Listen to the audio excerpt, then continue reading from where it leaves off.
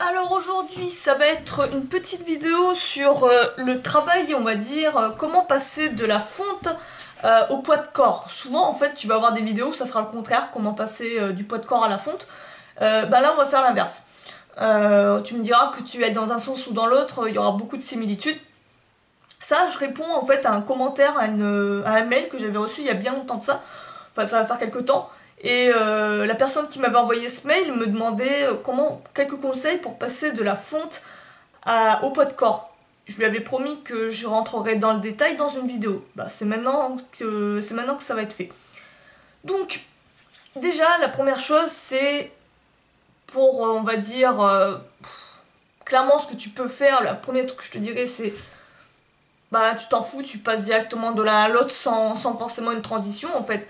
Tu reprends les exercices que tu faisais à la charge, on va dire avec charge, et tu les retranscris, tu recherches, on va dire les homologues, je sais pas si ça va se dire, on va dire les cousins version poids de corps. Par exemple, pour le développé couché, ça va être les pompes. Je dis n'importe quoi, mais c'est en gros ça va être ça. Pour le squat, bon bah squat pistol, squat unilatéral à une jambe. Pour quoi? Pour le pont, ça va être le soulevé de terre et ainsi de suite. Tu reprends ces exercices clés et tu recherches à les retranscrire au poids de corps. Voilà, ça c'est pas compliqué si tu veux vraiment faire une transition nette, précise et tout, et pas te casser le cul à faire, on va dire, une transition. Donc sinon, tu peux faire ce qu'on appelle un travail hybride. C'est-à-dire que tu ne lâches pas totalement la charge, le travail avec charge, et tu le complémentes avec du travail au poids de corps. Tu vois, où tu substitues certains exercices que tu as avec charge avec des exercices au poids de corps. Donc pour faire les choses simples, parce qu'en musculation, tu as une ribambelle d'exercices, que ce soit des exercices polyarticulaires ou d'isolation, avec machine, avec charge libre, etc., avec haltères et tout. On va simplifier à mort les choses et on va se baser uniquement sur des exercices à charge libre, donc tu dégages tout ce qui est sur machine. Déjà, je suis pas fan du tout des machines, des trucs à poulie non plus, tu vois. Euh, les exercices d'isolation aussi, tu vas les dégager. Juste un instant, dégage ça dans ta tête pour faire de la place, tu vas comprendre après. Donc tout ce qui est avec machine, tu dégages. Tout ce qui est avec poulie, compagnie, truc, ça dégage. Il y a quoi d'autre après? Et je crois que j'en ai pas oublié. Et il te reste les exercices avec charge libre. Donc maintenant, pour alléger encore tout ça, tu enlèves tous les exercices d'isolation.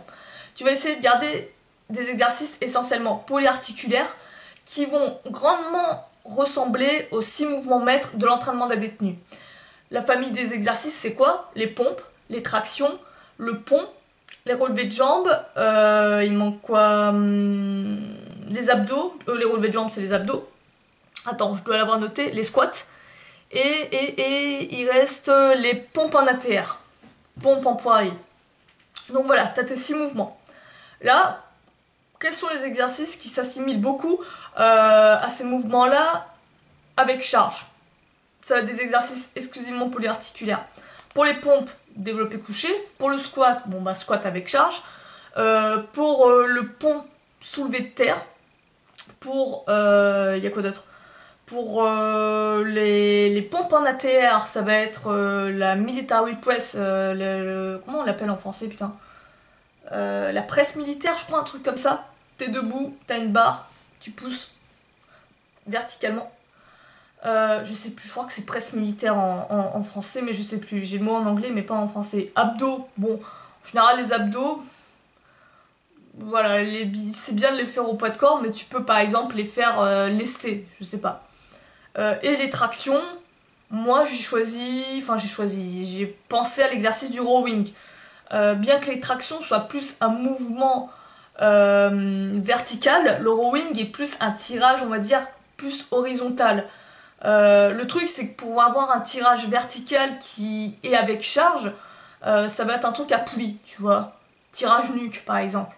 Mais voilà, je préfère. C'est pas un mouvement classe, enfin classe, pas dans le sens comme ça que je l'entends, mais c'est pas un mouvement, je trouve, efficace. Tu tires bien plus de bénéfices avec les tractions, en fait, je trouve.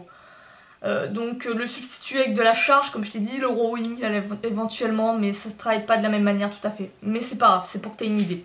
Donc voilà, tu as tes substituts, poids de corps et tu as les homologues avec charge. Tout ce que tu as à faire en fait, c'est de piocher dans ce que tu veux par exemple garder avec de la charge. Admettons le squat, tu veux le garder. Le développé couché aussi, t'aimes bien, tu veux le garder. Et les tractions. Et ce que tu vas vouloir interchanger, ça va être le pont. Tu veux travailler le pont, tu veux travailler les abdos. Et tu voudras peut-être travailler également les pompes en ATR. Et comme ça, en fait, ça te fait quelque chose d'hybride entre les deux. Tu vois, ça peut te faire une transition tranquillement. Histoire de t'habituer, voir si tu as des préférences, si tu as des bons résultats avec du poids de corps, ça peut être quelque chose de plus doux. Ça, c'est une manière de faire en travaillant en hybride. Une autre manière de faire pour travailler en hybride, c'est de prendre tous les exercices polyarticulaires au poids de corps, donc les Big Six, les grands 6 mouvements mètres de coach weight, c'est vraiment la référence pour moi. Hein. Et après, tu peux complexifier les choses, on va dire, en rajoutant des exercices d'isolation. Mais cette fois, tu vas les mettre avec de la charge, tu vois. Comme par exemple du curl biceps ou des triceps extension, des exercices comme ça, plus d'isolation, tu vois. Pour les détails, on va dire. Mais pour travailler, pour construire vraiment ta force, tu vas te baser essentiellement que sur le poids de corps. C'est une manière de faire également. Donc ça, c'est une manière de faire une transition entre le travail à charge avec le travail au poids de corps. Tu n'abandonnes pas totalement la charge, mais en même temps, tu rajoutes des exercices au poids de corps ou tu substitues des exercices au poids de corps. C'est comme tu le sens. Ensuite, si tu veux complètement passer au poids de corps, c'est pas compliqué. Tu récupères tous les exercices que je t'ai cités en haut et tu les substitues par le Big Six, les 6 mouvements mètres de Coach Wade. Ensuite, qu'est-ce que j'avais mis? Le seul truc qu'il faudra que tu fasses, c'est déterminer ton niveau dans chacun des exercices. Si par exemple tu n'es pas totalement habitué au poids de corps, il faut déjà que tu mettes en place, que tu aies en tête précisément un objectif pour chacun des exercices. Un objectif très haut. Par exemple, pour les tractions, il faut que tu aies une étape mètre, comme les tractions à un bras. Ça peut être ça peut être du muscle up, peu importe. Il faut que tu aies une étape très élevée. Pareil pour les pompes, pompe à un bras. Y a quoi d'autre qui pourrait être bien balèze? Pompe planche, pourquoi pas, push-up planche. Voilà, un mouvement très balèze, très qui te demande vraiment, que tu peux pas faire directement, tu vois, vraiment, que ça sera plus sur du long terme pour que tu le construises. Une fois que tu as ton objectif long terme, c'est ça qui va te motiver, ça va être ta carotte en fait, pour te motiver à poursuivre tes efforts et savoir où tu vas aller. Il faut que tu découpes tes étapes en sous-objectifs, en sous-étapes, histoire que ton gros objectif soit atteignable. Tu manges pas un éléphant d'un coup, tu le manges par petites bouchées. Et c'est là où c'est vraiment intéressant avec la méthode WED, c'est que tu as vraiment les 10 étapes pour atteindre l'étape maîtresse. Mais tu n'es pas obligé de prendre les progressions de WED en fait. Il faut que tu trouves des progressions, tu peux en trouver clairement sur internet. Tu tapes, j'en sais rien, comment faire des pompes à un bras, comment faire des tractions à un bras, etc. Et en général, ou traction débutant, pull-up beginners, et c'est énormément les mots-clés en anglais. C'est là où tu auras une mine d'informations. Une fois que tu as ça, tu notes tes progressions et tu les testes, tu vois où t'en es dans chacune des progressions.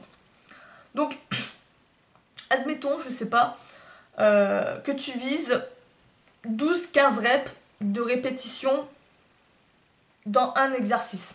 Donc, tu as ta progression jusqu'à atteindre un gros level.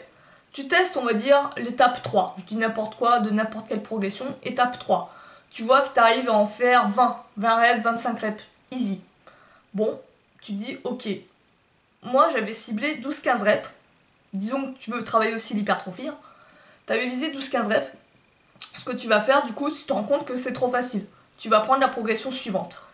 Et là, hop, tu arrives à 12-17 reps. Tu vois, environ dans ces eaux-là. C'est nickel, t'es pile poil dans tes cordes.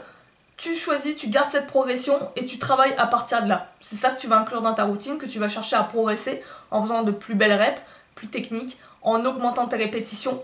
Une fois que tu arrives à faire plus de répétitions dans cette étape-là, tac, tu passes à l'étape d'après. Et ainsi de suite. Jusqu'à arriver à ton palier final. Donc comme ça, tu as ta progression nette. Tu testes dans la progression où tu es ton niveau. Tu testes où tu es. Tu essaies de savoir où tu es précisément dans ta progression.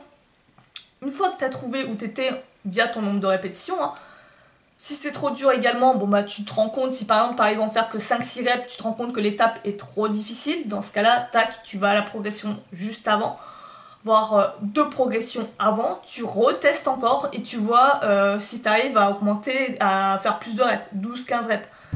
Et comme ça, tu sauras quelle est l'étape sur laquelle tu devras travailler. L'idéal vraiment, je te dis, pour vraiment être... Là, je t'explique ça comme ça, j'espère que je suis claire, hein, que tu comprends rapidement hein, ce que j'essaie de te faire passer comme message. Mais l'idéal, c'est vraiment de se baser sur l'entraînement des détenus, ça c'est vraiment cool. Parce que tout a été fait en fait, toute la logique et tout, c'est compilé dans un bouquin en fait. Donc tu peux faire sans, hein, t'es pas obligé de l'avoir, mais si tu peux te le procurer ou te le lire, j'en sais rien, essayer de le voir peut-être même gratuitement, je sais pas. Mais histoire d'avoir la logique derrière, ça serait nickel, histoire que tu aies tout en place et que tu puisses vraiment t'attaquer au poids de corps, sans être à tâtonnement en fait. Pareil, le petit défaut qu'on pourrait peut-être dire par rapport à la charge et au poids de corps, c'est qu'à la charge, pour progresser, en général, c'est assez simple. C'est rajouter du poids. Donc tu rajoutes un peu de poids et tout, ou tu rajoutes des reps. Avec le poids de corps, c'est beaucoup plus subtil. Il faut que tu connaisses les progressions, il faut que tu apprennes à progresser parfois de quelques millimètres, c'est-à-dire que juste un décalage de main peut faire que l'exercice est un peu plus difficile. Parfois aussi d'une progression à une autre, si tu n'as pas des sous-étapes, ben il y a un trop gros pas, un trop gros palier, du coup ton nombre de reps diminue drastiquement.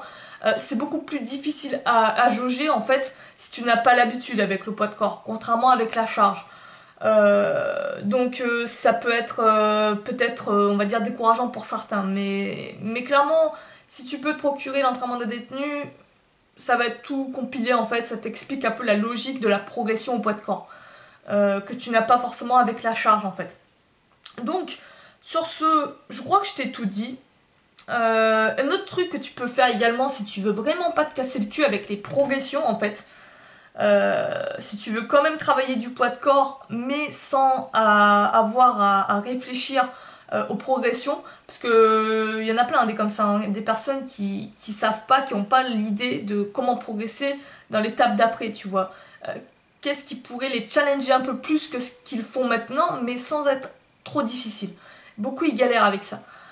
Donc si tu veux pas te casser le cul avec ça, une autre manière de faire, par contre ça va être avec charge, ce sera une manière de te tester sur les exercices au poids de corps. Comme par exemple avec des tractions, bon bah tu choisis les mouvements maîtres en fait et tu vas te lester avec par exemple une veste lestée, tu vois, une veste de 10 kg, 20 kg, avec une ceinture lestée, des trucs comme ça. Donc là, tu reprends la progression avec charge, sauf que tu l'appliques à des exercices de poids de corps.